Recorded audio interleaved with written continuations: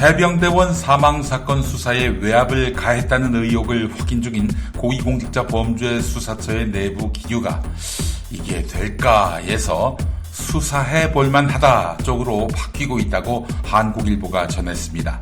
대통령실 개입 정황이 많이 드러나지 않았던 초반에는 직권남용죄 적용이 쉽지 않다라는 회의적인 의견이 적지 않았지만 윤석열 대통령과 이종섭 전 국방부 장관과의 통신 기록 등이 드러나며 개입 의혹이 더 짙어졌기 때문입니다. 게다가 대통령실이 위법은 아니라면서도 개입을 시인했지 않습니까?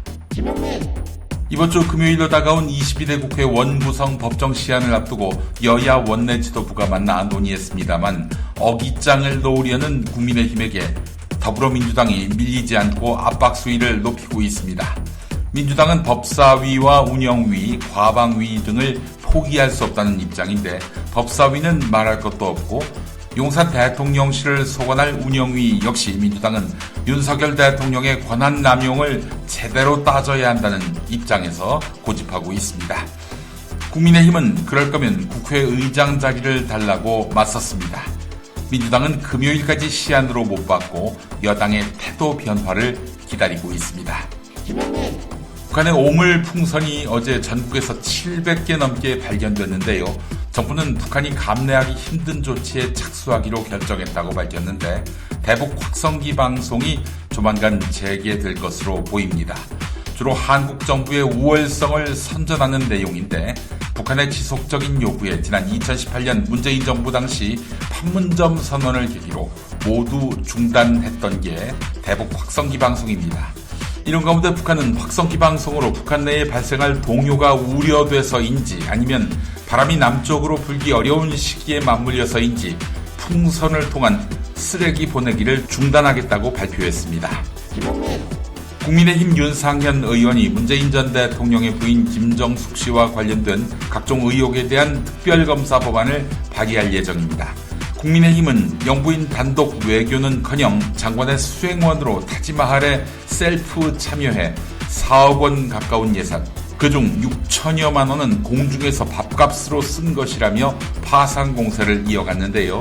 이 같은 국민의힘 행태에 대해 이준석 전 개혁신당 대표는 생쇼라고 일축했고 민주당은 국민의힘이 김건희 특검법을 물타기 하려는 것으로 규정했습니다. 더불어민주당이 종합부동산세 폐지를 검토하겠다는 대통령실 방침을 두고 이 문제를 당장 논의하기엔 적절치 않다라는 입장을 밝혔습니다. 때 아닌 종부세 개편론 제기 이후 여권까지 폐지 카드로 논의에 비집고 들어오니까 속도 조절을 강조한 것입니다. 앞서 고민정 최고위원은 종부세 완전 폐지까지 열어둔 듯한 입장을 내놓았지요. 그러나 완전 폐지를 강조하는 여권의 선명성과 비교되기에 종부세 민심을 잡는 데에는 한계가 있을 것으로 판단됩니다. 대통령실과 정부 여당이 최근 군기 훈련 중 발생한 사망 사건과 관련해 모든 신병교육대의 훈련 실태를 긴급 점검하기로 했습니다. 경찰은 숨진 훈련병과 함께 훈련을 받은 5명을 대상으로 훈련 경위부터 적절한 조사가 취해졌는지를 파악 중입니다. 한편 중대장에 대해 미필적 고의에 의한 살인죄로 처벌해달라는 고발장도 제출됐습니다.